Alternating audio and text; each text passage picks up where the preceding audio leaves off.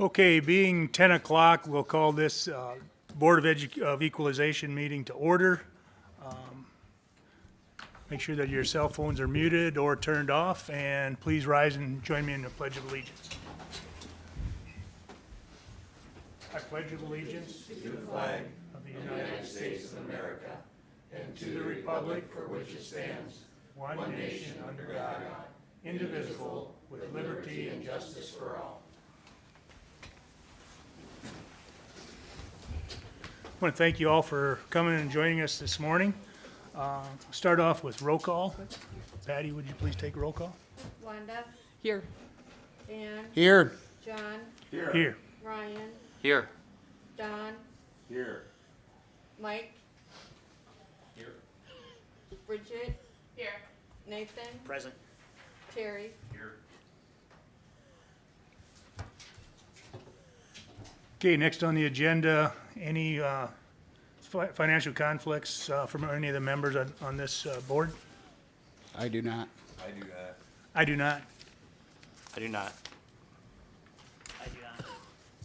I would abstain from number 16, the Neil LaCroix, in as much as I've done work for them recently. I do not. Not for me.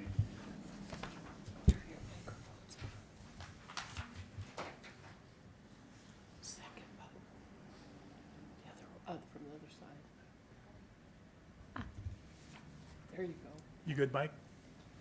You good? I said that, yeah, I do not. Oh, The other people. Thank you. too. Yeah, I can find your box. this is what I need. Second button. No, I missed it. Villanova. Yeah, this is a different one. Can I get an approval, a motion to approve the agenda? I would move to approve the agenda. Motion by Wanda. Second. Second by Nathan. All in favor, any further discussion? Hearing none, all in favor, aye. Aye. Aye, opposed, same sign. Motion carries. Agenda's approved. Next is time for public comment. Public comment is a time for persons to address this body on any subject. No action may be taken on a matter raised under this item of the agenda until the matter itself has been specifically included on an agenda as an item upon which action will be taken. Each person has up to 3 minutes to speak. There shall be no personal attacks against the members of this body, county staff, individuals, or organizations. The chair has the authority to enforce this policy. Failure to adhere to these rules may result in forfeiture of the remaining speaking time. Are there any public comments? Seeing none, I'll close public comment, and I think we're a little bit early, but we can go ahead with the presentation. They're approximate times, so hopefully we can go. Thank you, everybody, for coming today. Board of Equalization. Why did the assessment of my house increase? Well, state law says that we have to be at market value. And if anybody looked at the sales, they are up, unfortunately, for our office. What your property could sell for. When the market goes up, your assessed value must follow with similar types of properties. So we use the similar types of properties that have sold to figure out what your assessed value is. Fair market value, basically, what could you sell your house for on the open market? With a willing buyer, willing seller, no undue stress. We've all seen this before. This is from Codified Law 10-6-104. And we have a little video here.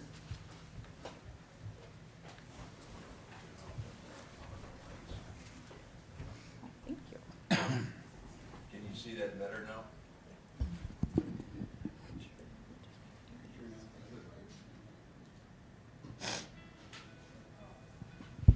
Maybe. So there's a lot of misunderstanding about the role of assessors and how they affect the property tax that homeowners pay. When someone hears the term assessor, Oh, they my seem to bad. think of a scary figure reaching for their wallet. Sorry. How do we do that?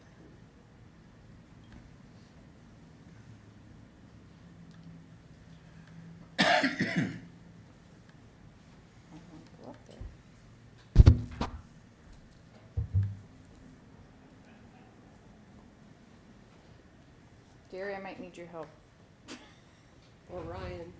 or Ryan. So I have it on my screen, but I don't, how do I get it up there, share my screen?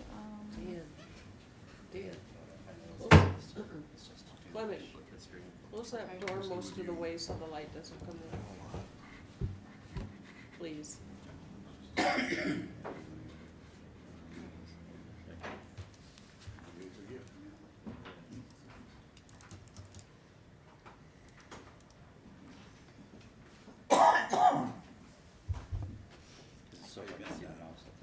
Yeah. Thank you. I did have it.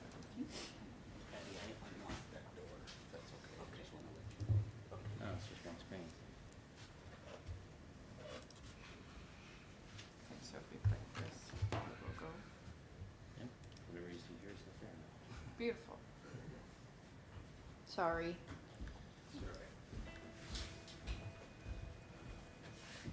So, there's a lot of misunderstanding about the role of assessors and how they affect the property tax that homeowners pay. When someone hears the term assessor, they seem to think of a scary figure reaching for their wallet. Not so. Assessors don't set tax rates. Assessors don't chase tax dollars.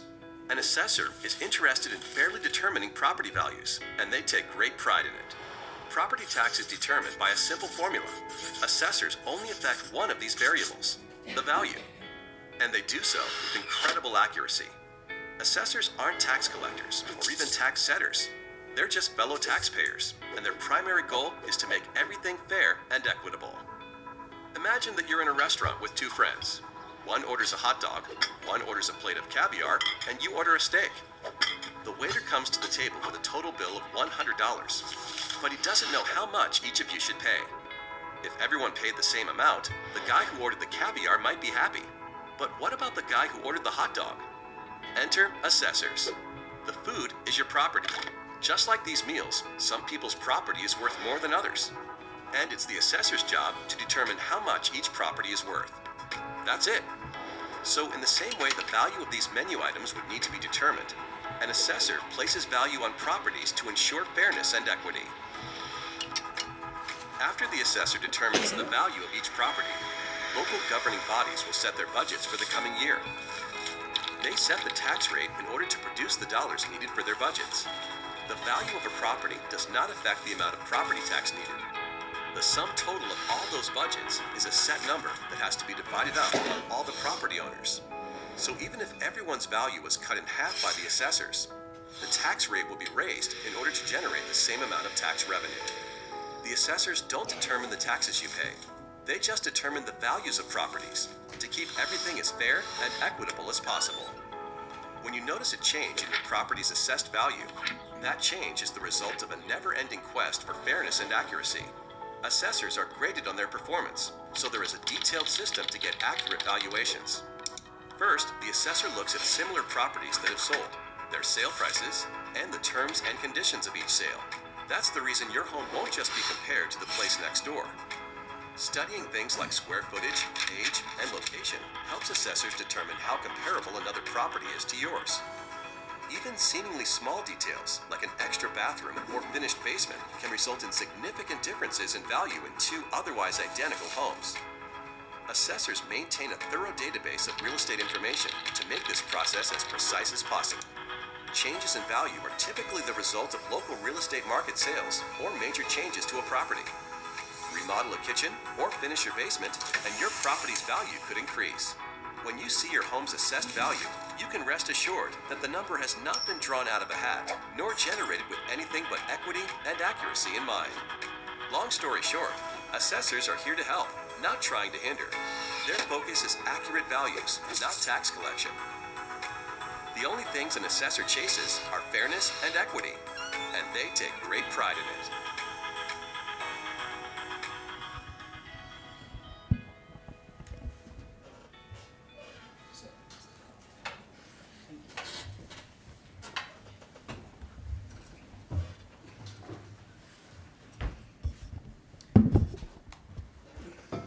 So, any questions from the video?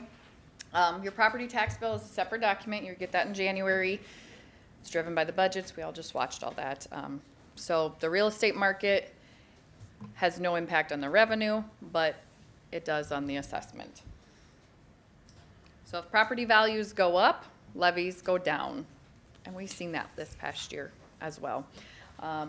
One other thing I'd like to do, I guess I didn't introduce ourselves when we started. I'm Michelle Gokin, Director of Equalization Office. We have Andrea Wright, Zach Waiter, Charles Richardson, and Shelby White. Any questions? I think we are ready to roll. Perfect.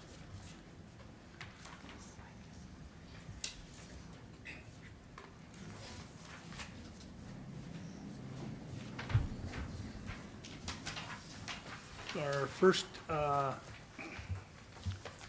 item on the, or after the presentation on the agenda is Arlene Cathan. Yep, please. John, do you just want to state the procedure? This one? Yep. Appellants, come in quietly, take a seat as people may be presenting. When it is your time to present, your name will be announced in the chambers and not in the hallway. The appellant has 4 minutes to make their case. The equalization, 4 minutes to make their case. The board, we will take 2 minutes to ask questions, take notes, decision made after all appeals are heard.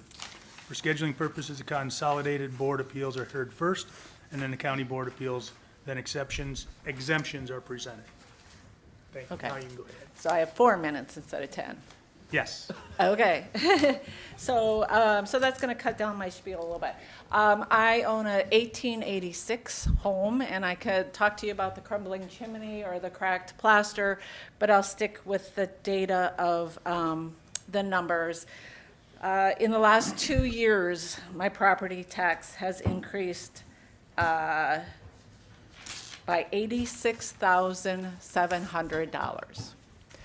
1 year it jumped $30,000, and last year it jumped $56,000, 26%. I did nothing. I have not added a wing to my house in the last 2 years. I've done no home improvements whatsoever. It's hard owning an old home. It's a labor of love, and it's constant work. As you can see, it's not a great picture of my house. If you could see the front, it's very tall. It's 3 stories. To get anybody to work on it is difficult. To reach the top 3rd floor, you need a telelift to do anything. I have bat infestations, and it's hard to plug those holes when you can't reach them very well. The other data point I would give, in the last couple, in May 2022, I did have an appraisal done because I did a loan on my home due to a divorce. That appraisal I brought with me is less than the assessed rate of my home. So Ma'am, what was the appraised rate?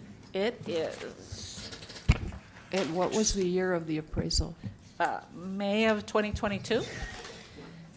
Oh, shoot, my glasses. It was 262,000, I believe. Yeah, 262,200.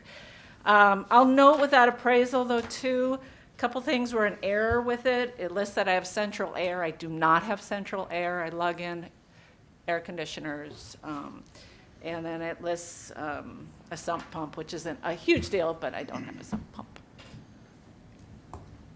Other questions about Do you have a copy of that?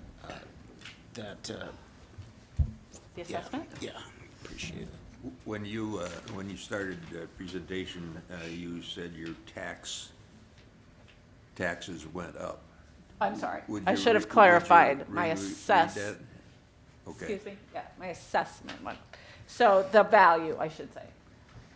The little video was helpful, but yes, I think I'm the hot dog and not the steak. And this is the value right here that they. Correct. Does anybody else want to look at? That's a copy of the assessment or the appraisal? The appraisal that I had done independently because I And that- took out a lien on my home. And that was in '22? Correct. And again, since '22, I've done no home improvements. And I think the assessed rate of my home now was It's 270. $272,900. And that does include the land, the 272 does include the land. Correct, that's the property, yep, the land and the home.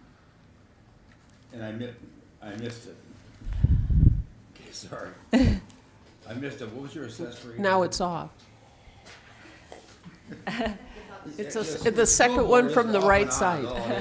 Second one from the right. Yeah. The little voice, and it's just flashing green. Tell me, why it's on red? There it goes. There you go. Anyway. So the assessed rate Thank you. is $272,900. Your assessment though, that you got yourself, No, The appraisal I had done Appraisal. was $262,000. 62,000. Okay, thank you. So 10,900 less than the assessed value. Does that appraisal include the property? Or just the, When you or say just the property, you structure? mean real estate. The real estate, yes. Okay. I That's, don't know how it couldn't include that. right, I mean, it's what the property would sell for, right? So that would include the garage. Yeah, I'm sure it does, because it includes the garage, there's a small shed in the back, so yes, it would include all of it. And again, I'll just note, like, it lists some things that, I don't have AC, central air, which is, I think, huge. And we all know, somebody going in to buy this home right now from me, there's limited closet space. I have a tiny kitchen. The third floor is essentially not livable. I have one radiator that heats it, so it's cold in the winter. There's no AC. It's hot in the summer. The basement is crumbling, the cement. So the fact is, I love my home, and sometimes I hate it. It takes a lot of time, a lot of energy. I've lived in it for 30 years. I've worked on it as much as I can myself, hire stuff done when I can, but it's a challenge. So I'm appealing, I guess, to you today. And ma'am, what is your valuation? What do you believe it should be? Well, so last year it increased, the assessment increased to 216,000, which at the time, it went from 186 to 216. So again, I thought, okay, wasn't happy, but so I guess I would like it to remain the same. Okay. This appraisal you gave us the 262, that's from 2 years ago? Correct. Then? Okay. So do you feel that your home is worth the 262 that it was appraised for? Well, I don't, just Okay. because, again, it lists central air, and I think that's a huge factor for people. Literally, I have to carry in air conditioners and take them out. Most people now, I think, would not be satisfied with that. So you are at what number? You think is fair? I would like to just leave it the same. I don't know. What if that's is the number? 216,600 was the 2023 assessed rate. Again, I understand the market value has gone up, but like I said, I haven't done anything to my house. Okay. Any more questions from the board? If not, Thank you. I have a question for the assessors. When you assess property, when you go to, this is for my own information, when you assess a property, do you just go to the property, walk around and see what things are, measure the exterior and so forth? You don't enter a property, correct? Yeah, they do. You do enter, so you would know that about, Arlene mentions the condition of her basement. Yep. You would know then that her basement is in certain condition, correct? Right, and we have part of it on crawl, part of it with the basement, and all of that goes into the condition of the home, the Okay. quality and the condition of the home. And so your comparables have like basements as far as you know? I don't know specifically, they are, one doesn't have a basement, one has a smaller basement, significantly smaller, and the rest is on crawl. So, we do take all of that into consideration. We have to look at all of the sales that happen to figure out the assessed value. So So if all the sales that are happening are selling for more than what we are assessed, we have to be at a state minimum of 85% of what is sold.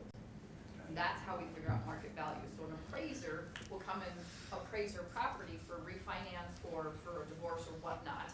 They look at 2 or 3 or 4 comparables.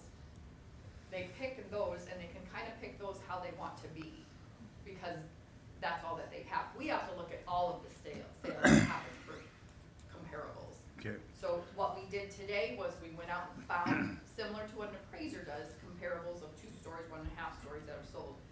Don't get us wrong, she is an old house, a 3-story, that is significant and large. That is into consideration, because we do have a factor on old, big houses as well, and that is already in that value. Okay, thank you. So I'm gonna call a timeout. The appellant's time is done, and the equalization person that did the assessing may step up to the mic.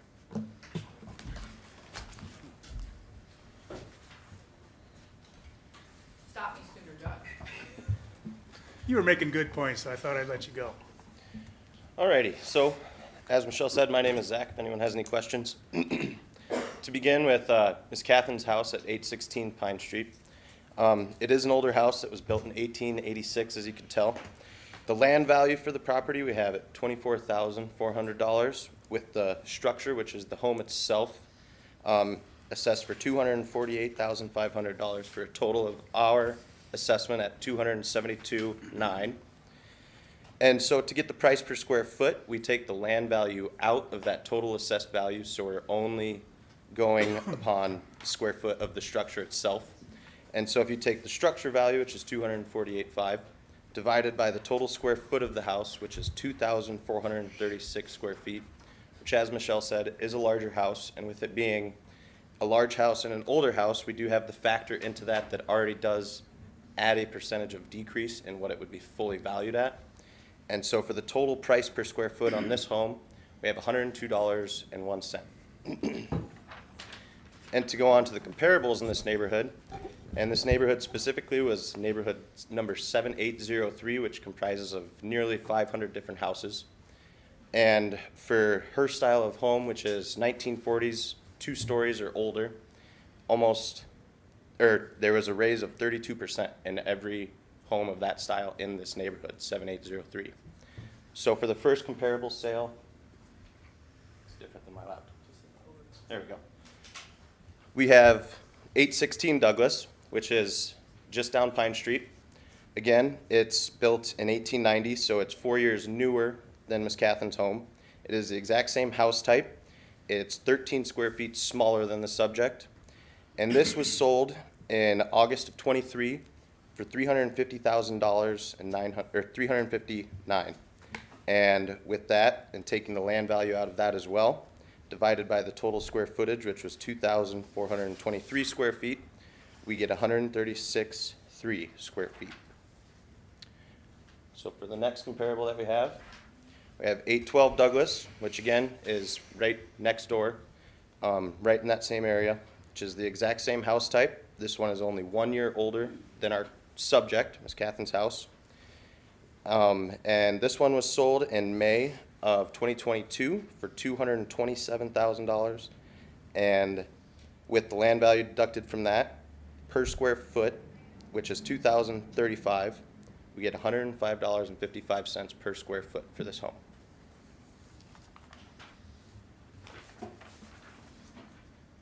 And again, right in the same area, exact same house type.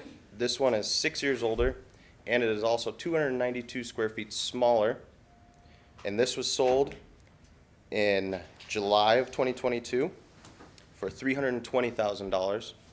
And if you deduct the land value from that, divided by the square foot, which is 2,144 square feet, you get $144.50 per square foot for this house type. And then, just to kind of give you an idea of where and what we're looking at, the star in the top right corner is Miss Catherine's house. And then we have our first subject, or our first comparable up top left, and immediately right next door is the second one, and then down in the bottom left there, still on Douglas, is the third one. And so, to conclude, our subject Ms. Catherine's house, was $102.01 per square foot.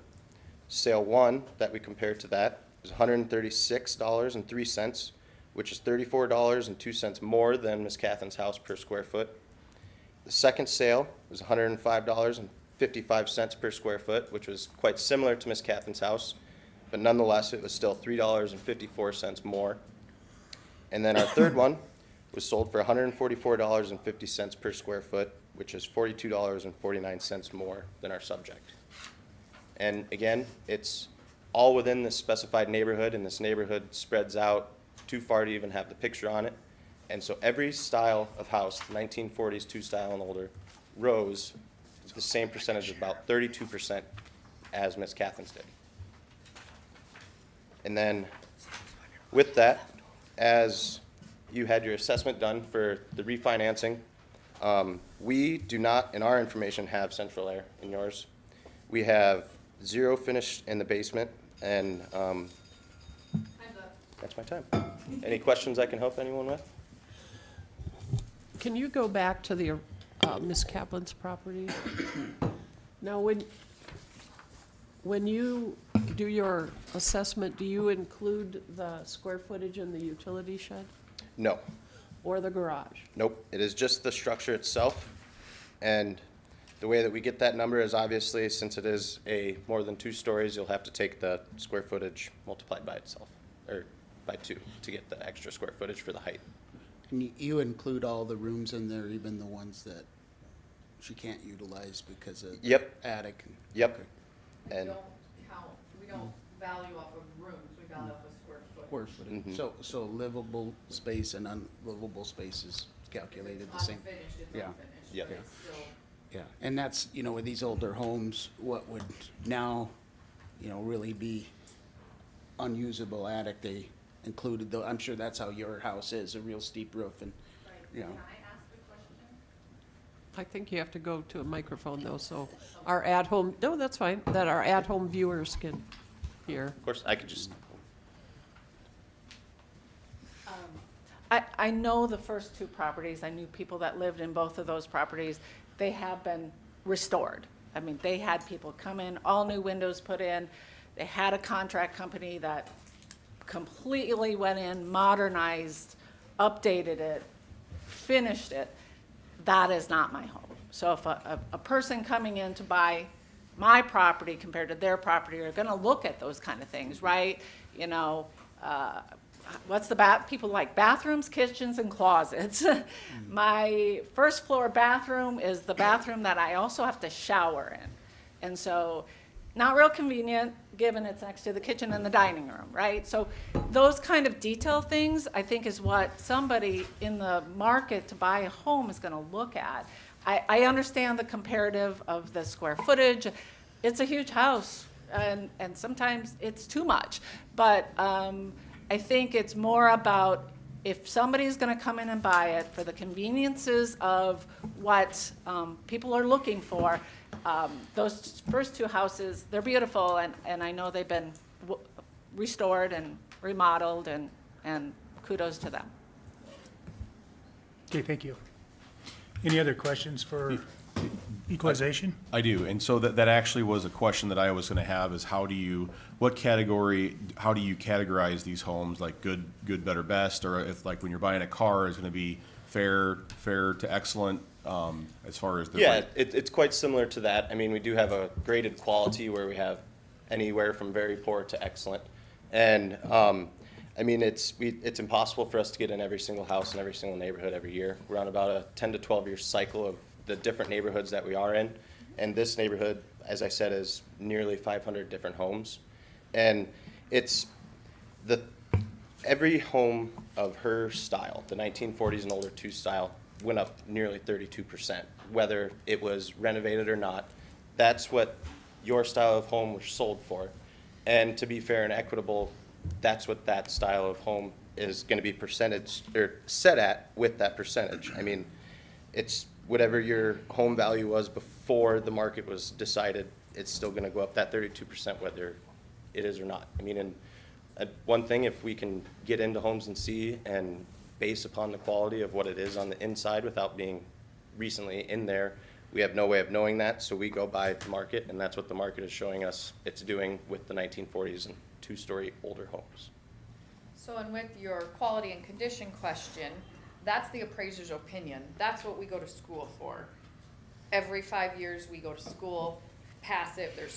There's lots of training to get certified in our business. So the quality and condition do go into the value, but that's the assessor's opinion. And that helps, is part of your assessment.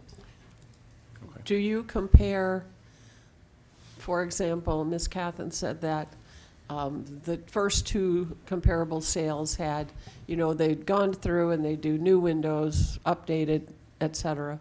Do you compare the windows in her house, which may be one pane or one thickness, versus, triple pane windows on the one on subject property number 1? That goes into the quality and condition. Okay. So yes, we do. I need to say something. Terry? Zach Wader and my son are roommates. I don't feel like in any way that should influence my decision, Arlene, I hope you don't think it would. But, because, I'm gonna vote on what I think the merits of each property is, but I wanna make sure everybody knows that. I don't know if they get along or not. Depends on how My big son's it kind of a is. slob. But that being said, I want everybody to know that. And I believe to piggyback on that, Zach just completed the schooling for the equalization that we were talking about. So that's all fresh in his in knowledge also, so. So if I could, one last question, just so I'm clear. So all of these properties, the comparables, they're all they're all categorized the same? Yep, the 1940s and older two-story. I mean, condition, Oh. quality and condition. Nope, they're not all categorized in the same, but with the, how they are categorized is what is a contributing factor to the final assessment. And whether its quality and condition is poor or excellent, they still went up that 32%. If that answers your question. And you will see that in those sales. So Zach said the comparable number 3 is the most similar. It's so right around the same assessed value as the subject.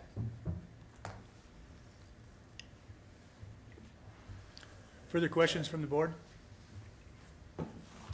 Hearing none? We'll just move on, right? We'll move on to the next item, number 7.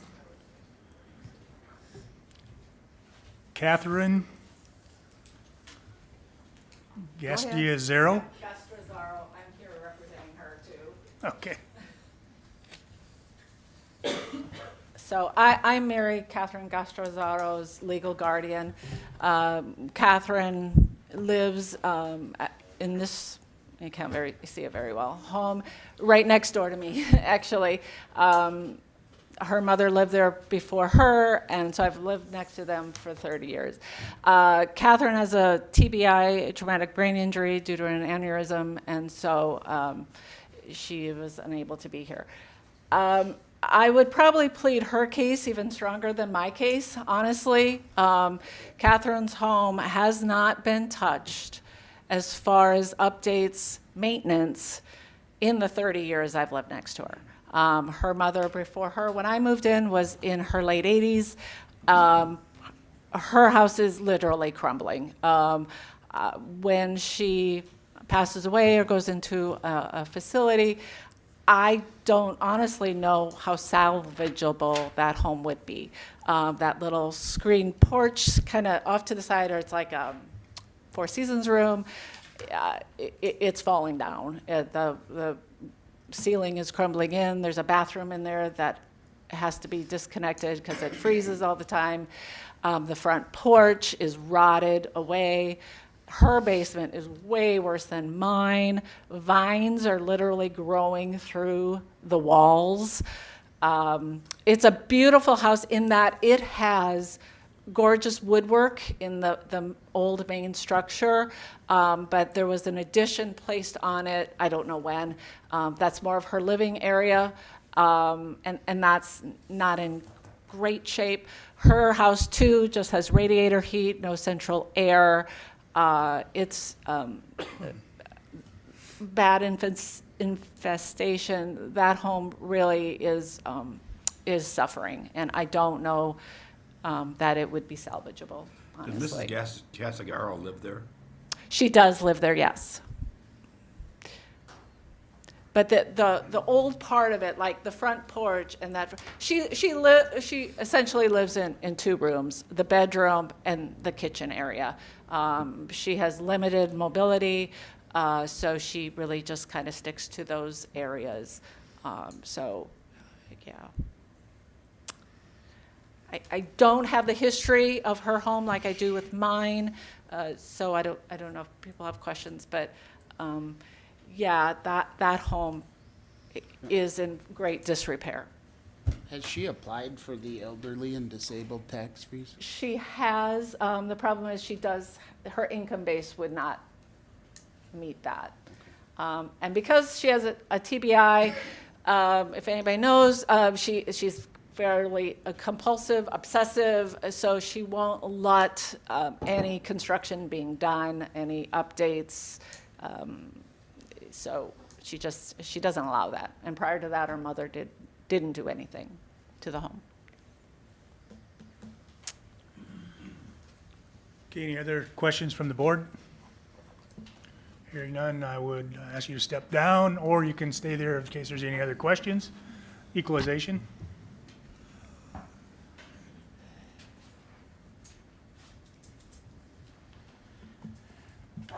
I think you can sit. Yeah. Alrighty, so, again, as Ms. Catherine said, right next door, same neighborhood, exact same house style. So as you'll see on the slides, I have the exact same comparables, because that's what's marketable, that's what is showing us these homes are selling for in this neighborhood, and with them being such close relativity and very similar in size and years constructed, it only made sense to me to use the same ones, because that shows inexplicably what they're selling for and why the raise in value. And again, we don't get into every house, so this, if it is as deteriorating and there is depreciation on the interior or exterior, that's something that we would need to see. And since I don't know off the top of my head or in my notes when the last time we were there. So for Ms. Gasterazzo's house, there was actually an extra structure in the back, so I deducted that from the assessed structure that we have, which was a 722 square foot carriage house in the rear. And so between that and the land value, we're left with $162,700 for the assessed value. And then you take that divided by the square footage, which is 2,267 square foot. You're dealt with $71.76 per square foot. And again, with this being an older house and such a larger house, it is kind of one that we have a factor taken into, so there is a deduction already in the total value. And as you saw from the first slide, 816 Douglas, just right there. It was 5 years newer than this house, than Ms. Gasterazzo's house, and 156 square foot larger. And this was sold in August 23, and with the square footage price per square foot, we're left with $136.03. And just down the street next door, 812 Douglas, which is the same exact year that it was built, same house type again, and this one is 232 square foot smaller, and sold in May of 22 at 2,035 square feet. We're left with $105.55 per square foot for the sale. And for my third one, I have 610 Douglas, again, same house type. It's 5 years older than our subject, Mr. Gasterazzo's house, and it's 123 square feet smaller than the subject as well. And that was sold in July of 22 at $320,000. And for the 2,144 square feet we have, comes out to $144.50 per square foot. Had you been in comparable 3? I have not.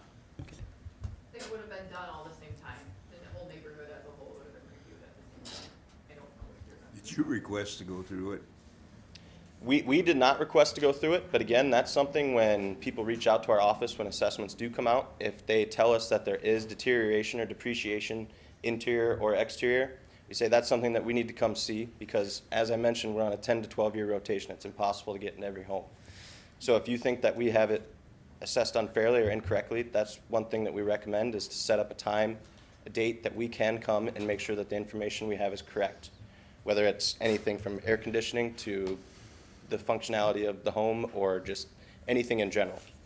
And again, I apologize, I don't have when the last time we were there was. But so, to conclude, same houses, exact same neighborhood, same, I mean, it's quite similar. And we have our subject, Mrs. Gasteranzo's house, $72 a square foot. And our first sale, which was $136,300. Okay. But, alrighty. Any questions? Yeah.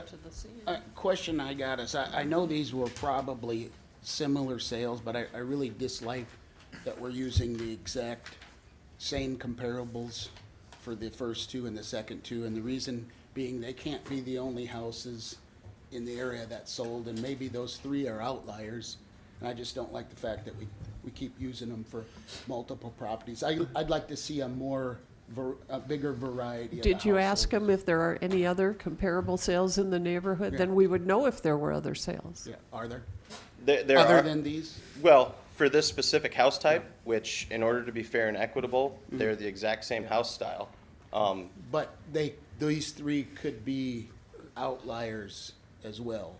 You know, if we just pick three and then we assess every property in the county against those three, I don't see that as Well, they necessarily don't do being that, Dan. fair. They I would have- like to see a bigger variety. There have to be fairly recent sales. It can't just Oh, be yeah. 3 houses in that 500-house neighborhood. I Dan, would agree. I think you're seeing this happen because we have two houses of the exact same type right next to each other, very Yeah. close. And so then, yes, the comparables are going to be the same comparables. I mean, it's just kind of like Wow. any real estate.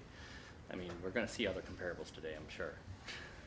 Yeah, I would just not like to repeat the same ones over and over. That's my comment, and we can move on. Anybody else? Okay, any other questions? I do. I have another question. Mike? Do you ever ask for pictures?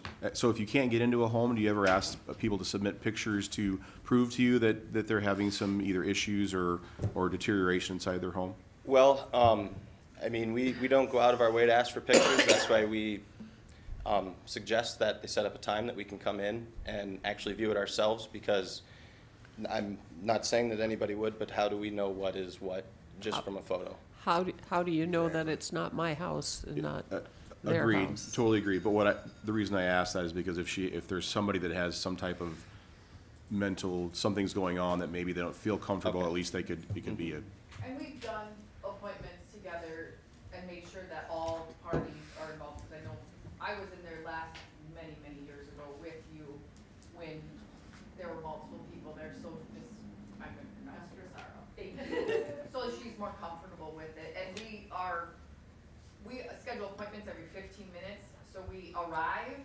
go in and out, measure the outside, and go to the next appointment every 15 minutes. So we're not in people's homes very long. We get what we need and get out, so we try not to be very invasive. okay, thank you. Okay, Thank you. Can you go back to the original?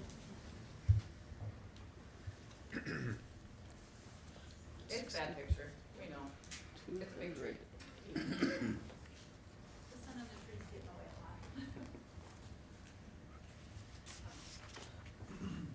So, did you include the carriage house in the total cost? Nope, I deducted that from. Okay, I was gonna say, because that is also falling apart. Yep, that's at the left here. I took that out, 722 Okay. per square foot carriage house in the back. Yep. So that's not in there at all. okay, thank you. Yep. Chris Sudbeck.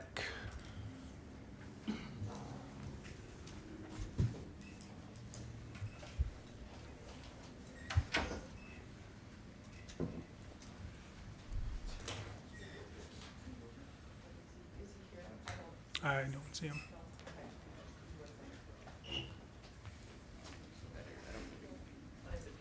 Okay.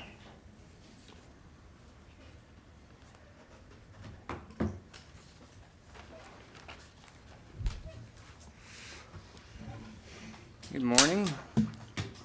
Chris Sudbeck lives at 2402 Cedar Terrace. He does not feel the assessment is accurate. He thinks that the full and true value of the assessment date should be $160,000 total.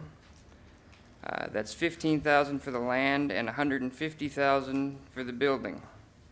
Don't think about that one too much. He's 5,000 off, but anyway, doesn't matter.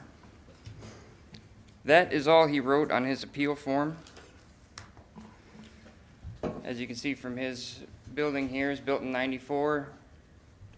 Got a structure value of $167,000 approximately, and per square foot, $168.51. Much to Mr. Klimish's delight, I have only 1940s and older two-stories to compare Nice. to this one-story. Exactly what I want. Okay, this sale here, 2305 Douglas, it's just to the south. Sold for $229,900, and it sale price per square foot is $211.13. I deducted the utility shed. I believe Mr. Sudbeck had the same. But, yeah. Moving on, this one is just catty corner to the last. They're all about within 1,000 feet of Mr. Sudbeck's home. Sold for $269,900 per square feet, 976 of which is $229.30. This one is 4 years older. The previous one was 6 years older. I apologize that I did not point that out. We can go back. Built in '88, I believe. And then this last one. So in this neighborhood, 7806, it's split. So whenever we're classifying a neighborhood, we try to get as like properties as possible. So if you know where Cedar Terrace is, in the kind of northeast corner of the city, this one is southwest. Same neighborhood still. But it sold for $225,000 in December of 2022. It's 1,144 square feet, and it's $176.57 per square feet. In this neighborhood, all the 90s one-stories went up 10%. Here's a summary. So this is what I was kind of describing. As you can see, the third comparable there is pretty far away. Still, same kind of houses. And then the other two are up by that star, which is the subject. And so the 90s one-stories went up 10% across the board in this neighborhood. The median sales price in this neighborhood was about $189,000, and the average assessment in this neighborhood is about $180,000. Any questions? So on all the subject property sales, they're 2022. Yeah. Obviously, I believe, house values have increased significantly since then. Yeah, yeah. What do you use for the basis of your estimate? Well, I don't adjust them for inflation or anything, but yeah, it's just whatever the market is doing. Well, that's Actually, the market. could you hand me that? So these sales all happened for the 2023 assessment prior, so the November sale, November 16th of 2022, that was in our most recent year's sales. So November 1st, our legal assessment date, so any sales after November 1st of 2022 goes towards your 24 assessment. Okay. Thank you. But the bottom line is, on an upward market, the homeowner's getting a hell of a good advantage. Yeah. Because we're reactive to the market. we're operating on a lag, but yeah, I mean, if you wanted these, never mind. Just on the first one, for instance, if you adjusted it for inflation, it would sell for roughly $237,000. That's just inflation, not what any of the market has done in the last 2 years, rather than $229,000.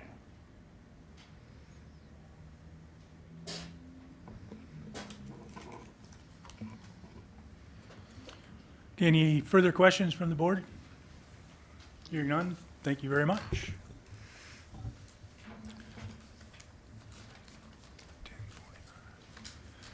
Next up is Kurt Needham Revocable Trust.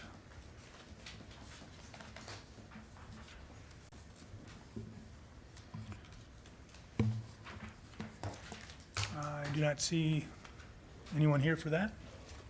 Nope. I guess I'll have to explain this one as well. Mr. Needham lives out on Whiting Drive. His reason for appealing is that his property went up 25.95%. Housing around him is still the same. He did not write in what he would like to see for his value. I'm assuming something a bit less.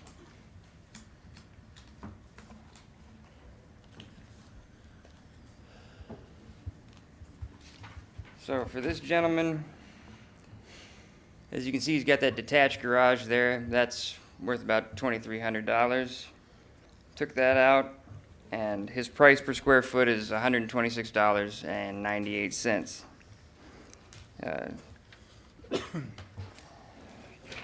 Were you in that property? What's that? Were you in that property? Were you able to go in? No. Nope.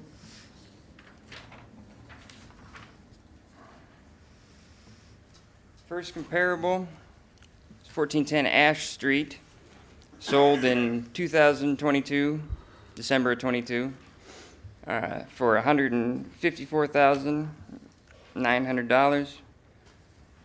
Sans land and utility shed, you get a price per square foot of $138.66.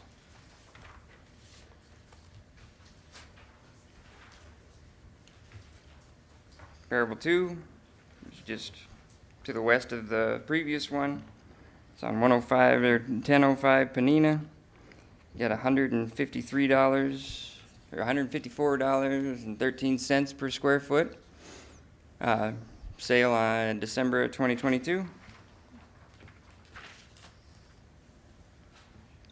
And the third one, just north of the previous, sold in May of 23 for $205,000, and you get a price per square foot of $152.51. So, as a summary, you can see the subject's assessed value is still below market value. This neighborhood is 7801, and all 60s one-stories went up 30%. And the median sale price was about $95,000. So that's another big neighborhood. Any questions? All these homes were, roughly built around the same time. And I'll try to remember to point that out. No questions? All right. Okay, thank you. No problem. We're right back on schedule, on time. All right. Next item, Gail R. Jorgensen.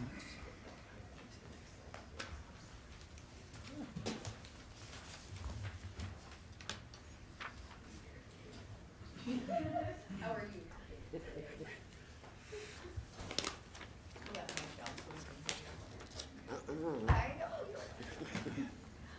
All right.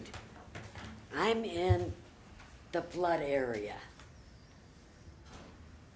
And they went up $8,000 this year. I can't do anything Cause the city won't let me do anything, cause I'm in a flood zone. Period. If I sell my house, whoever wanted to buy it can't do anything, cause it's in a flood zone. Period. I do not have, city sewer because it doesn't go down that far. The city hookup. It cost me $75,000 just that, and I'd have to pay it for the sewer to come down there. Okay, city water I got, and the garbage I have. What else do you wanna know? Whatever It's you the- got to add, Huh? whatever you have to add. I guess nothing, it's just that I'm in a, and they take comparison, like that general told me, up north of me, it's higher, they're not in the flood zone. If I wanna build a little shed to put my lawnmower and stuff in, I'd have 6 foot by 4 foot shed, and that has to be up in the corner of the building, up by the trees, and it doesn't show that. Yes, that's it. Okay. Any questions from the board for the appellant? Gail, does your house have have a dirt road in front of it, or is it, It's in an alley. it's in an alley? It's an alley, and I tell you, I'm fighting the city right now because it's right, it's a dead-end alley. I got the trail Okay. at the end, and in December, the cops chased a burglar, and they knocked down the chain. That was in December. It still ain't up. Oh, I used to live about a block from where you live. I'm trying to picture where your house even is. It must be kind of tucked You know away. where Rose Mulick lived? Yes, yes. Right behind. Okay. Here, there's a map here, Gail. She's up in the star, is Gail's property. Caleb, does your property flooded like in 2019? No, it did not. I didn't have Thank 1 goodness. ounce of water. That's the positive of it then. But they still put me in the flood zone. Yeah, Do you know where I live now? I do. Okay, the house to the west of me, you have it valued at 73,000. It just sold for 50,000, and the guy that bought it said it's unlivable. Rose Townsend's house, which is to the south of me, has been empty for, what, 3 years? That, they say, is unlivable because of the conditions of the house. Not because it's in the flood zone. I'm the only one that's in the flood zone. And I tell you what, if the city would put up a camera on that trail, they would see a lot of interesting things. Like RVs and golf carts and She lives in a fun area. anything else? Okay, any other questions from the board? No, I got one for Gary. It looks like she lives in the floodway and not the floodplain. Could you just briefly explain the difference between those two so people So know? basically, in the floodway, you have to get a no-rise certification if you ever want to add on or do something to the property. You have to do a study that shows that the water isn't gonna affect the neighbors if you do something in that area. I don't That's have the neighbors. biggest- Yeah, that's the and biggest- how much does something like that cost? Like, It's a fair amount of money. Yeah. I mean, we've had estimates in some of our areas up to $100,000 to do a study. But it just depends on the situation, so that's why you have to talk to an engineer and see how much they would charge to take a look at something like that. Okay. Equalization? Wait, Oh. one question for you. What do you feel your property value should be? Maybe you said that, but what, you don't agree with it? Where do you think it should be?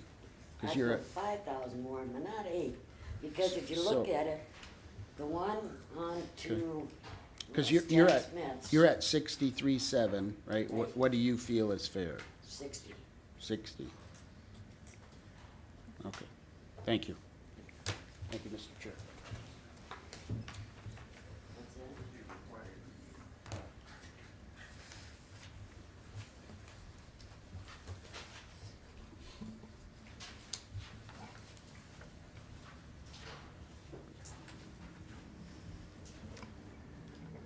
All right. As Gail said, she lives over on 709 Picot. She had a few outbuildings, so get rid of those. Structure value of $55,600. Minus about $400 for her outbuildings. You divide that by her square footage is 1,092 square feet. You get $50.55 per square foot. Let's see if I can get going the right way here. This sale over on 410 East 6th Street is built 1935, which I believe is 1 year older than the appellant. Sold for $160,000 in June of 2022. Price per square foot, $119.35. This one has a detached garage, and that has been taken into consideration.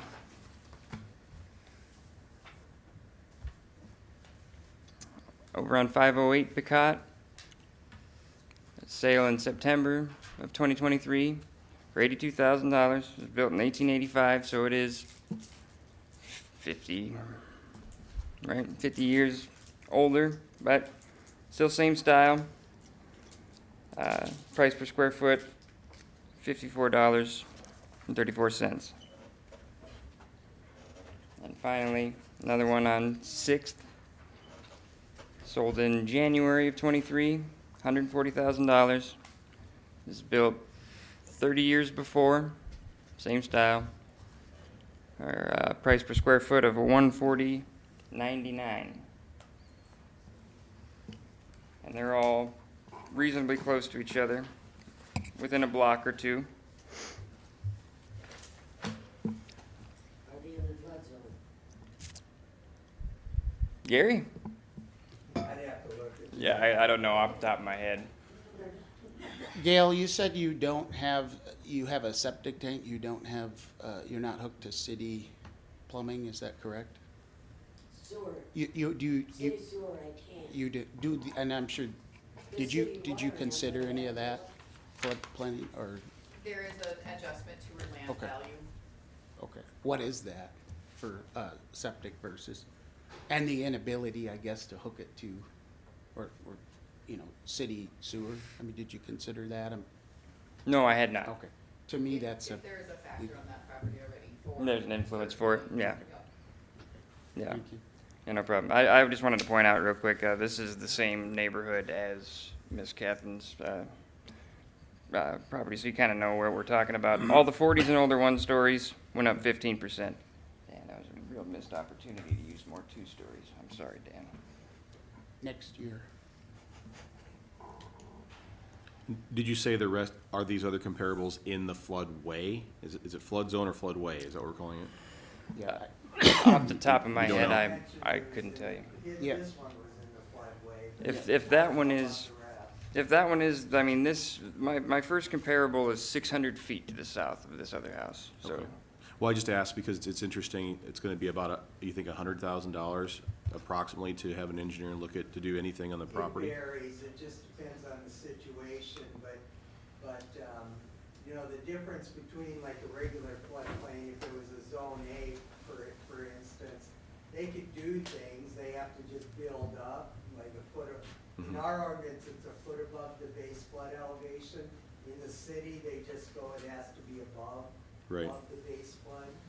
And, so that's why there's a big difference between that and, floodway where they gotta do a whole engineering study of the whole area to figure out if it's gonna cause any issues, sending water to all the neighbors and Okay. things like that. Thank you. And this is also changing, floodplain and floodway is changing this year. Right, so the map that Dan has, you are in the floodway and the others are not.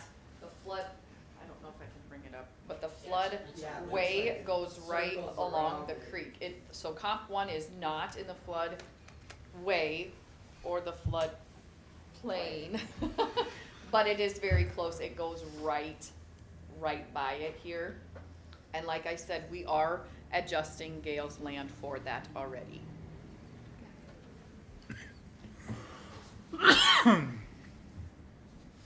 Don?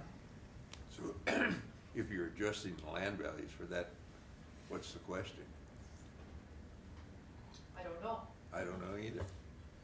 You got it based on sales. Yes, and the influence drops the assessed value of the land automatically, Yeah. so. Because they can't put, it's immaterial that it costs them $100,000 to get the city sewer down.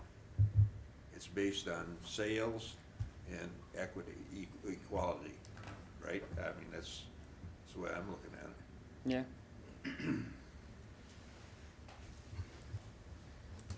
I'm sure I'm over my time. Any further questions of the board?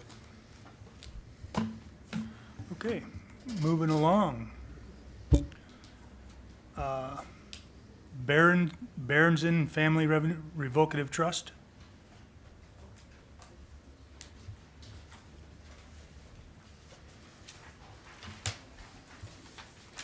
Excuse me.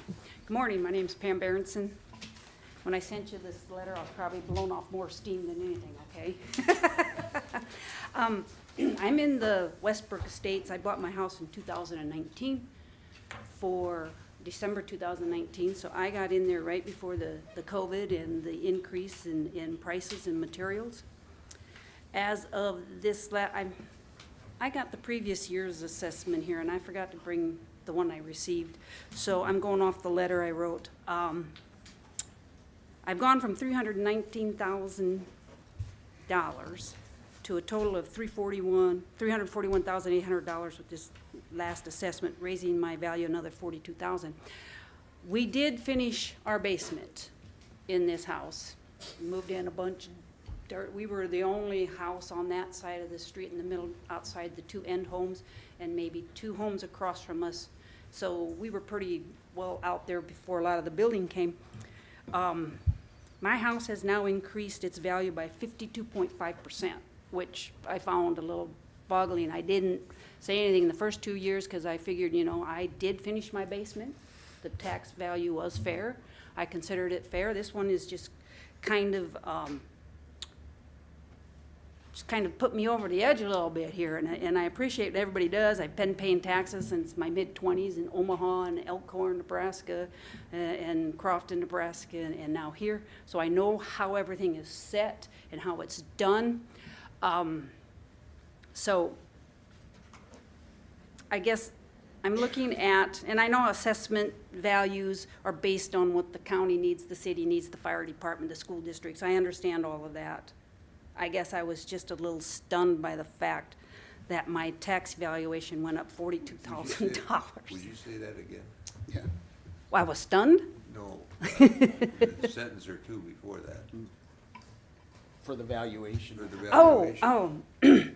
yeah, I know the evaluations are come from, the valuation of my property doesn't make my property taxes so I much. don't think that's what you said. I don't know what I say. You said your assessment is based on what the money they need, which Yeah. isn't true. Well, Your I'm- assessment's equal, it's the levy that's based on. Right, that's what I meant to say. Okay, I know it's based on the levy. Yeah, you understand, it's just the wrong term. I just used the wrong term. I know it's based on the levy of what everybody needs for the school district, fire department, and whatever. But when my whole value of my house property came, and I'm looking at gee whiz, it goes up that much. If the levy stays the same, I'm looking at a pretty high tax bill, and that's why I guess I wrote the letter. I was just, if it continues at this, I kind of did the numbers. If it continues at the rate it's been going, 12%, 13%, 14%, keeps going every year, in 4 years, my house will be valued at 400 and some thousand. In 8 years, 800, 16 years, 800,000. I don't think people, and I know that, I'm just doing whatever. But my question for you is, how far out from my house do you use the valuations? Because they're going to put more houses out again in the area they're building or planning to, back behind us, west of us. So when those houses sell, and if they're selling for another right now houses are selling for probably another $100,000 to $110,000 than what I paid for mine. How far out do you extend that valuation? So farther up the hill they go, I'm gonna get taxed for the same value as what those houses are selling? According to state law, we can use all the good sales, and there's certain criteria for the good sales. We like to use ones in your area. Right, I understand that. Which we'll go through here shortly. Okay. And if you have more questions that we don't answer, just step up or give us a call. Okay. Well, like I said, this is more blowing off steam than anything. Thank you for your time. Okay, thank you. Any other questions from the board? Equalization. Yes, I had one really quick question. Wait. What year did you finish your basement? Well, you have to, 2019, we did, so 21, we did half of it, and 22, we did the other Okay. half. Thanks. So we kind of beat the inflation price on 2x4s going to what, $13? Yeah. All right, thanks. We got right under it. Biden on it. Dan, you're not supposed to say that. All right, so I'm gonna say the last name probably wrong. Berendenson? Berenson, okay. So their home was built in 2019 with taking out, on 215 Colton Avenue. So their neighborhood is fairly newer. Most of the houses are built now in the house type that she's in. So we take out the land value, and the structure value was $319,800, and her square footage was 1,232 square feet, which brought it to $259.58 per square foot. In that neighborhood, her house type of a one-story ranch or one-story in the 2010s and older home all went up 15%. Comparable, sale one is 2514 Colton Avenue, so it's actually right across the street directly. Their house was also built in 2019. It's also considered a 2010s one-story. So it also went up 15%. Their property sale was $325,000, taking out the land value. The sale price divided by the square footage brought it to $296.77, and that was sold in July of 2023. Sale two was 2506 Wynn Way, which was built in 2016. It's also a 2010s one-story, just a street over. It sold February 10th of 2023 for $305,000 with 936 square feet, which was 296 square feet less than the subjects. And that one per square footage cost $302.35. And then comparable sale three was on 2517 Colton, which is next, right next door to the north side. It is a 2010s one-story as well, with 326 square feet less at 906 square feet. It sold December 2023 for $282,500, and that brought it to $287.53 per square foot. So in summary, the subject was $259.58 per square foot. Sale one, directly across the street, was $296.77. Sale 2, which was a street over and to the south, was $302.35 per square foot, and Sale 3, which is directly next door, is $287.53 per square foot. Any questions? Why is there such a difference between the subject property and the one that's exactly next door? So they're both considered single story, but the labeling is a ranch style and a split level, but they're both measured as one story floor plan, square footage wise, not as a 2-story or a 1.5 story. I believe the one next to me is smaller footage on the main floor, correct? Yes. Much smaller. The third one is 906. The one right next door is 906 square feet, and so it's 326 square feet less than the subject. All right. Okay, any further questions? Hearing none. Can we take a 5-minute recess?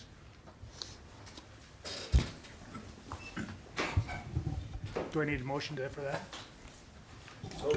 I'd make a motion to take a 5-minute recess. Motion by Wanda, second by Dan. All in favor, aye? Aye.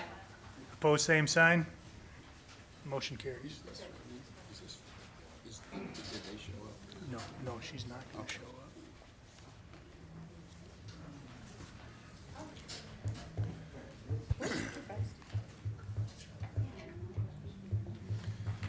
So, because I'm not familiar with these, how come we got these things and these are down?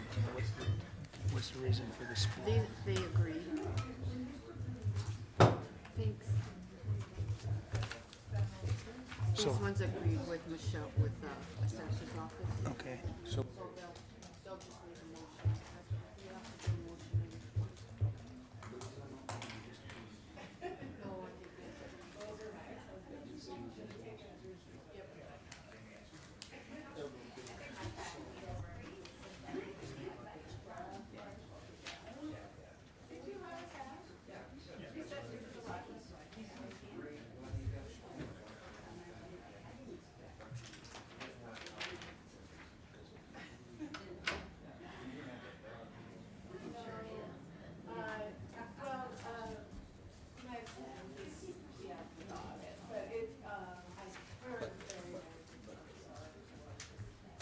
No, I think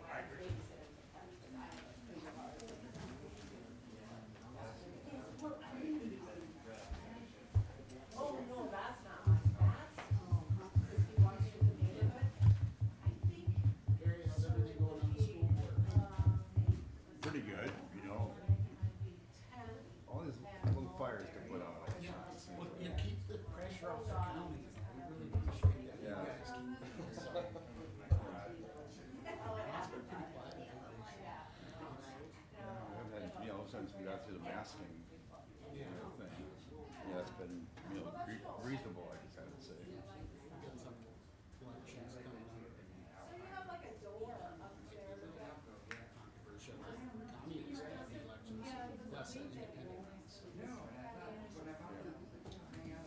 How many seats you have up this time around? Just 2, Wanda, Don, they're both decided to run again. How do you do that? I gotta. I know, right? I know. I always have a few things you normally like, I don't know. Meet Well, people. now I gotta go. I don't know if I'm as dominating as you are. I believe the beer is over. I'm not gonna let you have that one down. You know, the cost of running, gas and tested, especially if there's an issue in front of you, like we had that masking thing going on, we had, I make $60 a meeting, I know you guys do a lot more than that, because that's what the commission, when you raise your salary. I'm not, and again, I'm not against, I'm just kidding. Yeah. You know, Oh, yeah. it's just not very much, but I spent $10,000 at last election. Now, of course, it wasn't my money. Yeah, it's a lot But of still, donations. I mean, it does. It I takes mean, a but lot. that's ridiculous, you know, for us local guys.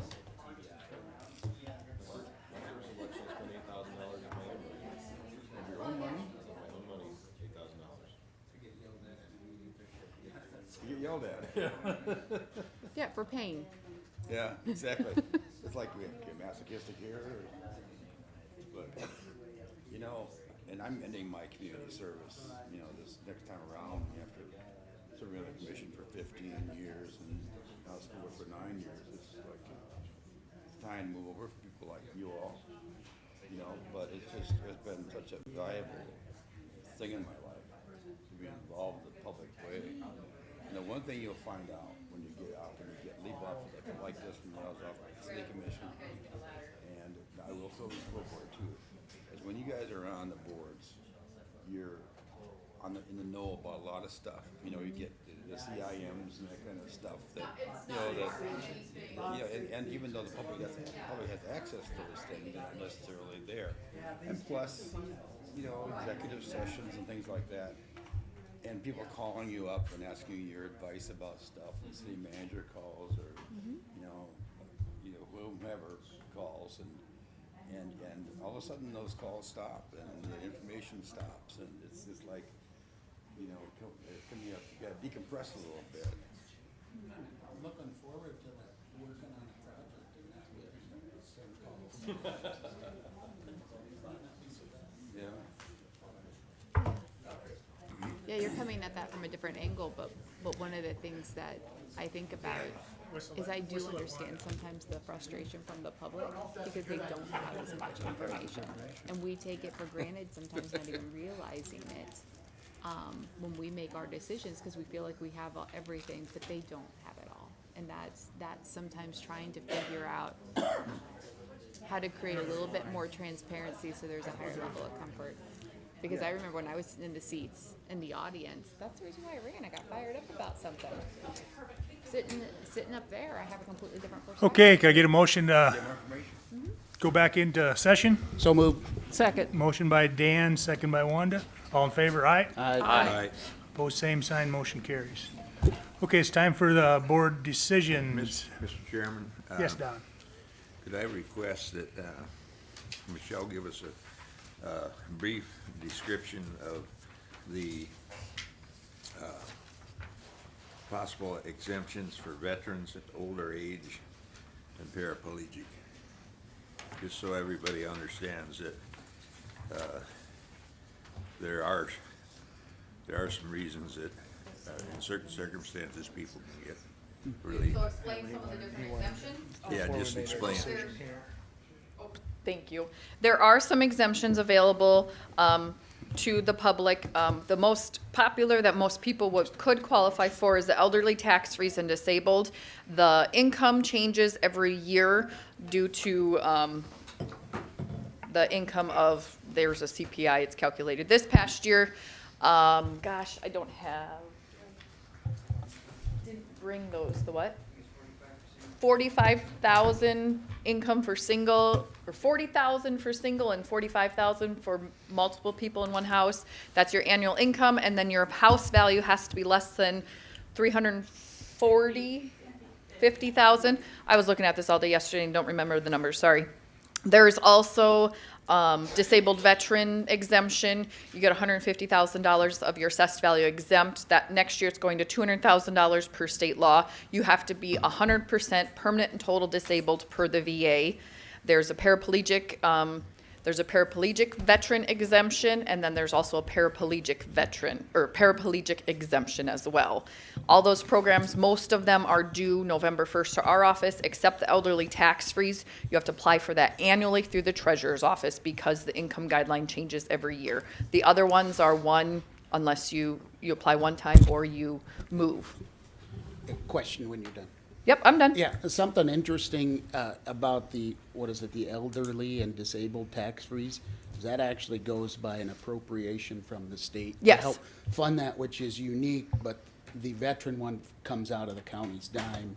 And I actually had a conversation with Mr. Hodyshell about that, and there's been a big decrease in disabled and elderly over the years. That used to be a lot bigger program. And imagine that the state isn't paying as much on something as they used to.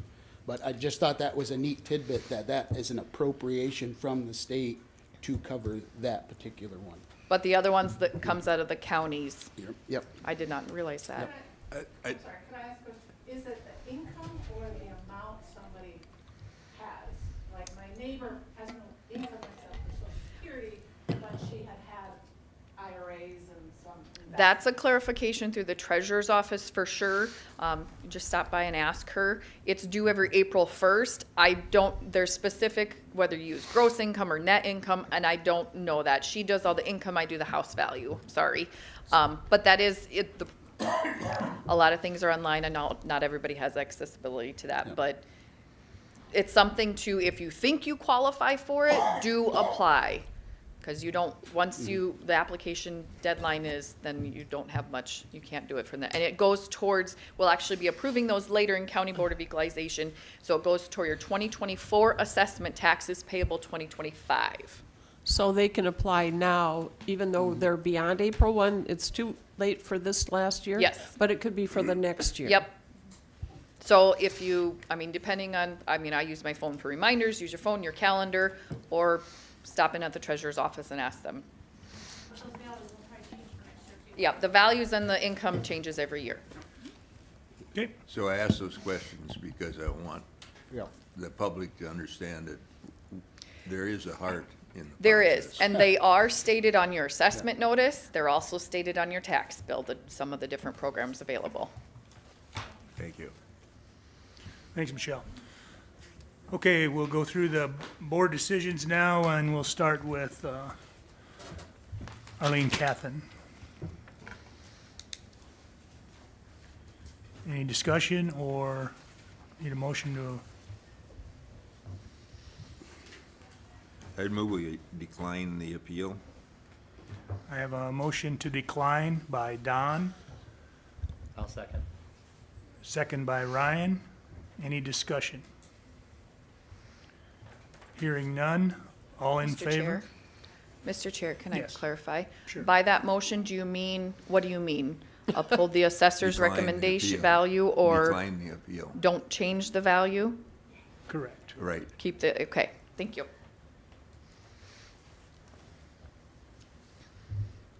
All in favor, aye? Aye. Aye. Aye. Opposed, same sign. Motion carries. Catherine M. Castazero, Zorro? Any discussion? I have a little question. By the way, I'm a layperson. I don't anyway want to say anything about the assessors and what they do. I'm familiar with this property, and I know that you have comparables there. Your comparables are mostly on Douglas Street, which is probably, I don't know if Douglas requires, I'm sure you figured this out, but I would think houses on Douglas by itself may have a little more property value than those off of Douglas anyway. And this home too is that on a hill too? It's kind of it's not a real nice property, if you want, if pardon me saying that. And it's kind of run down looking and such, and I feel maybe we should consider lowering the assessed evaluation. Again, I don't have any number that I want to give, but the current assessed for her is $20,800. What was her previous assessment? I have it up here, actually, her previous assessment in 2023 was land was 36,600, property at 124,600. I'm sorry, I didn't catch that. 124,600 for the property, so. The total was then? And then total would be 161,200. 161,000. I'd make a motion to revert to the previous total, 161,200. That'd be the land being That'd be the whole 36,000. total, I mean, the Yeah. whole assessed. Okay, I have a motion by Terry, second by Nathan, to change the assessed value to 161,200. Any further discussion? Request a roll call vote. For further discussion, I think this is maybe an example where the, disabled exemption and freezing of that property would be a big aid, and I don't know if that has been followed through to the conclusion. Well, I would support some sort of reduction, but that's pretty significant. And there are programs, and the reason I say that is that one for disabled, that comes from a state appropriations, and it's not coming out of the school and the county and the city. I understand some reduction, but I think $40,000 is a little steep. I understand that the house may be not being kept up, but it sounds as if, and I can't say her last name either, Castigaro, that Ms. Castigaro has other funds with which she could, but she has some issues that preclude her from doing that. Upkeep or repair or betterment, if you will. I think the amount to upgrade that home, she has about 8 different separate fuse boxes that link together. She's got asbestos on the pipes, and she's got probably 1950s boiler system with asbestos pipes. The plumbing is shot, so it would, that's why I don't know that it would be worth repairing versus tearing down and building. It is in that fashion. Terry, what was your motion for the price? I didn't write it down. You asked for. To reduce the valuation to 160,200. 61. So, 161. and we can't mess with the land, so you're at 36.6 for land value, and then what would you saying for structure value? 124,600 for the structure. How about we split the difference like a 140? Instead, I think that's too much. You mean make it like 175? I would be, if that's your motion, as an alternative. But first point of order, though, I've got a motion. First, Yeah. yep. First of all, Terry, would you amend your motion to 175 or We could call it as I is? amended to 175. Okay. So now we have a If my vote. seconder would agree to that. Second. Okay, Nathan? I'm fine with that. Okay. All right, so the motion has been amended to 175 instead of 161,200. I have a motion and a second. Further discussion? Hearing none. And Mr. Unless Chair, you- Roll call? we need to, Don. we can't reduce the land value. That has to come out of the structure, so we should probably get a land value staying at 36,600 and structure value being The difference. the difference. If I could add just something to this as well, that's why I brought up earlier about pictures, and I realized that anybody could take pictures of any property, but surely there's a way, I know there's other municipalities that when you do an appeal, you're able to submit pictures, and I'm sure there's a way you have to sign some type of affidavit that says that you're being truthful and honest. I don't know, but what I'm saying is that in these circumstances where it sounds like things aren't being kept up, and like Dan, you mentioned earlier about outliers, I think you do have to be careful of that, because if these are truly 2 outliers where there's probably the worst kept property in the neighborhood, and I don't know that, but I'm just saying if that is the outlier on this side, and then you have some that are fixed up really nice because you know they're gonna be sold, then you have this, I would call it somewhat of a disconnect where, yeah, all the neighborhood properties have gone up this much, but again, if you're comparing outliers, it may not be exactly correct. And this isn't my thing, I'm just a lay person too, but I'm just simply just making that point. So my question is it okay to own a property and let it deteriorate and not have any repercussions on your taxes? No, not at all. Well, that's But- what we're but- saying here. But simply, there are outliers, and I don't know people's situations, but it is possible that, Well, that's not our job. Our job is to judge on what they've judged the property value at, in my opinion. Fair and equal. So the motion and second that's on the floor is to maintain the land value at $36,600, reduce the assessed value on the building at $138,400, which brings the total to $175,000. That motion is on the floor. Further discussion? Hearing none. Don requested a roll call vote. Terry, Aye. Nathan. Aye. Dan, Yes. Don, No. Wanda, Yes. Brian, Yes. Bridget. Yes.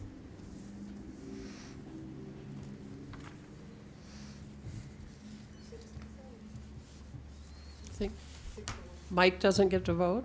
Oh, Mike, sorry. Yes. We'll have to keep that in our pocket for the future. Did you get to vote, John? I vote yes. Yeah. Jeez, you guys, I'm used to 5.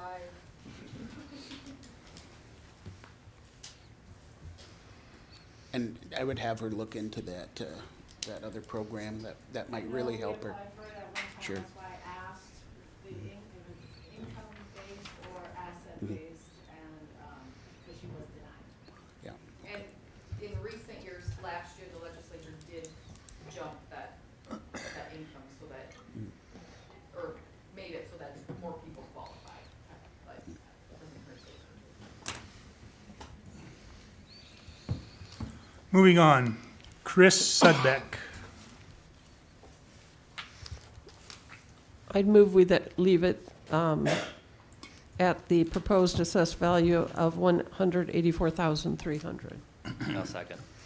I have a motion by Wanda, second by Ryan. Further discussion? Hearing none. All in favor to leave the assessment as is? All in favor, say aye. Aye. Opposed, same sign. Motion carries. Kurt Needham Revocable Trust. Well, here I go again. Sorry, Don. Now, here, we got, I don't know how you do a comparable with this property, because it's out there kind of by itself. It's kind of on the corner of Whiting and Bill Beggs Road, I think. And it's a corner property. There's no sidewalks or curb and gutter in front of it. And so it's way out there. And a lot of traffic goes by that property, truck traffic and so forth. Then you have 3 houses in a neighborhood. Well, number 1 is probably a little bit further out, but 2 and 3 are in a neighborhood, the comparables. And now, Mr. Needham never stated a reason why. You said it was too high. You said it's too high. Well, okay, everybody thinks that. I just need some help. I can help you. Okay, thank you. It sounds like you're, Please come to the microphone. oh, sorry. What's your name again? I forgot. Terry? Mr. Crandall. Terry. Mr. what now? Mr. Crandall. Mr. Crandall. Sorry, Mr. Crandall. A lot of the things you mentioned sound like you were talking about the lot more so than anything. I get like it's kind of an isolated property, the traffic, what have you, but we're talking about structures. We're not talking about the shape of the land or the sidewalks or anything around. I'm basing my comparisons on that, so that's kind of where you can get that from. Also, if you're thinking about lowering this property, let's bear in mind that this gentleman just put in for a building permit for a $150,000 garage standalone out there. So, I mean, he's only classing up the joint. He's only doing what? Classing up the joint. Okay. Okay. All right, thank you for that help.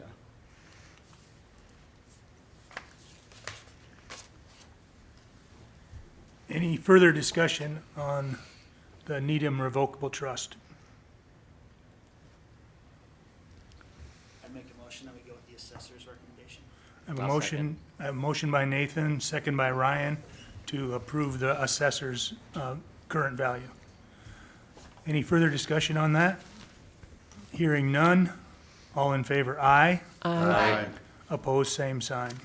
Motion carries. Gail Jorgensen. Here I go again. I think this, I'm sorry, I think this is a situation where with the floodplain and no sewer, and she's not asking for very much, $3,700 difference. And I can see that with no sewer and in the floodplain, especially the comps were not in the floodway and they all had, Is that a a motion? sewer system. Yeah, I'd move that we go with 52,600 for the structure value, land stay at $8,100, Second. for a total of 60. I have a motion by Dan, second by Wanda, to reduce the structure value to 52,600, with the land remaining at 8,100. I think I said, yeah, that's correct. Is that right? Yes. So to keep the quality of the process in mind, without us being licensed appraisers, without us having the skills of looking at hundreds of different properties, how do we make a justification to go against what our board has recommended? I guess I'm in the position that the law has placed us as the final barrier and where we're responsible to the citizens, and Ms. Gale came in and made a case that compelled me to agree with her. And I'm not saying our people did a great job, and we're just a couple thousand off, and that's my decision in this one. Yeah, well, I guess, she was extremely nice. It's hard to, hard to say anything about this case in particular, but I just, we have to have a basis that just because we like somebody isn't a reason to cut 2 or 4 or 8,000 or 100,000 off their assessment. My base was, it's in the floodway, and. It was in the floodway when it was built. I don't think so. Well, That it's has in massively it's in the changed. area that it was built, and the city, the state put it into the floodway plain, and that's the problem. But you built it there a long time ago. I didn't build it. Yeah, that's my opinion. Yep. I respect that, Don. Mr. Chair, I think we got a motion in a second. Yes, we have a motion and a second. Any further discussion? Hearing none, we'll do a roll call vote on this one. Dan, Yes. Wanda, Yes. Ryan, No. Bridget, Yes. Mike, Yes. Terry, Yes. Don, No. and Nathan, Yes. John? John. Yes. I'm getting there. There's a list on the front page of the, I know Wanda. Wanda, She voted.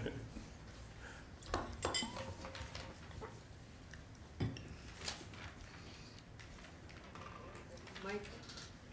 Yeah, Mike, yeah, I got it.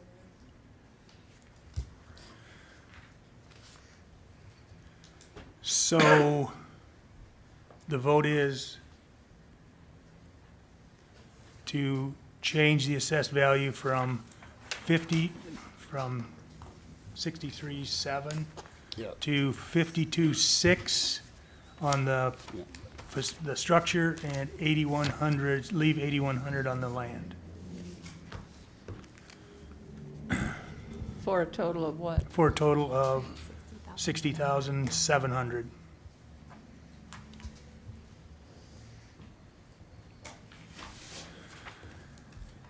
Berenson Family Revocable Trust.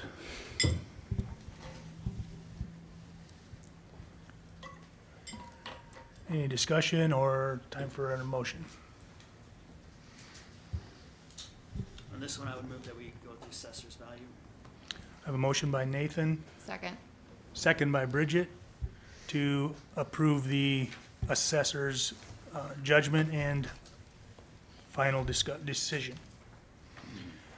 Any further discussion? Hearing none, all in favor, aye. Aye. Opposed, same sign. Motion carries.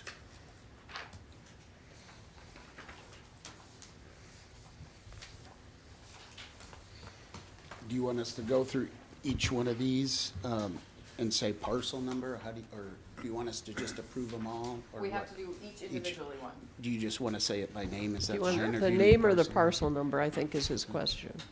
Pardon me? The name or the parcel number or both? Doesn't matter to me, as long as it's an identification. I'd make a motion to approve the Kevin Buell decision. Second.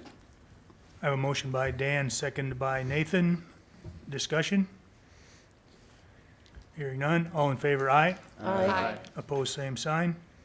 Move approval of, One second. For the sake of the people in the audience and outside of here, would it be wise to explain what's going on with this group of people? Michelle, you want to do that? So these appeals, they came to us to discuss their value. They all had different situations, and that's the reasoning there. We came up with a new value, and they agreed. For example, the first one, we had a utility shed that was assessed, and it was too small than what our standard we typically assess for, so that was removed.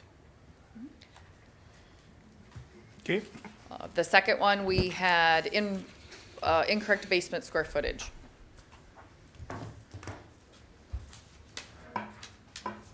So essentially, on this presentation here today, you guys have negotiated out 10 out of 16 of them.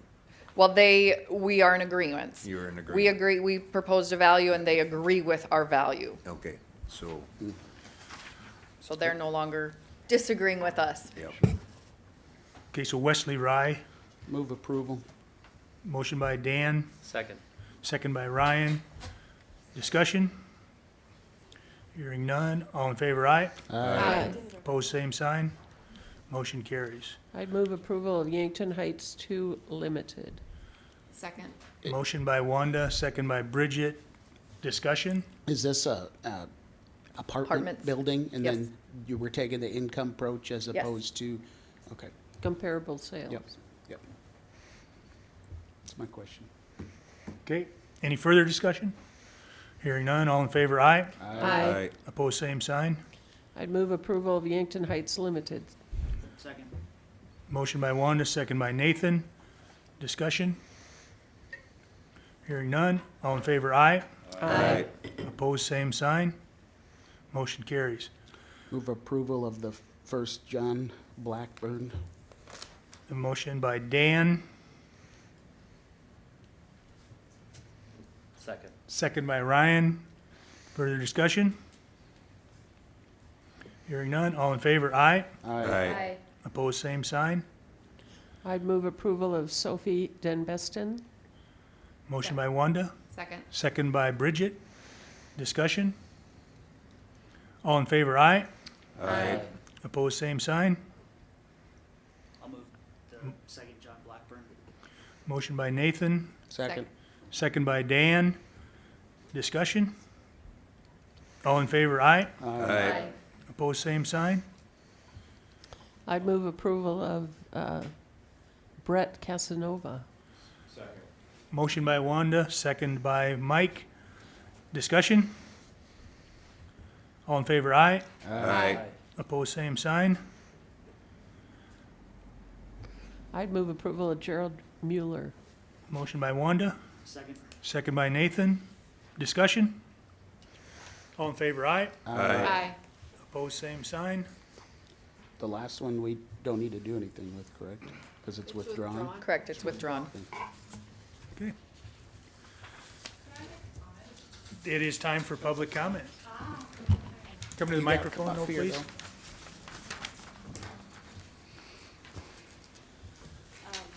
just want to thank everybody for their time, and I understand and accept the decision.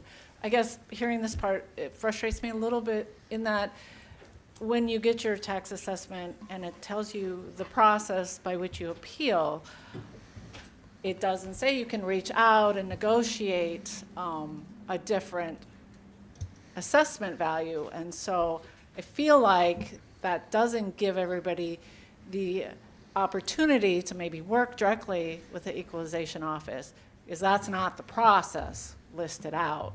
And so had maybe I had that opportunity, I could have come to a different conclusion, showing them my latest appraisal. So I guess if that's a process, that's wonderful, but I feel like the public should be aware of that opportunity, and that is not identified anywhere that that's an opportunity.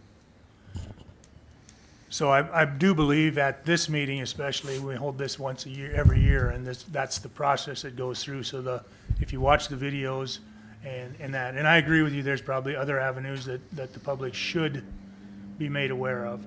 Michelle, I don't know if it does state that on the tax bill or form or not. I don't know what you want to do, Mr. Chairman, this is public comment. It's up to you, I can address it if you want. I would like for you to Okay. address this. So on the assessment notice, it is what is required per state law. It does not state, to contact us or anything. It does state we'll provide comparables if asked. We simply got a letter saying that she's appealing. That's all that we had. We didn't know what she wanted, what not. I would say we're both at fault.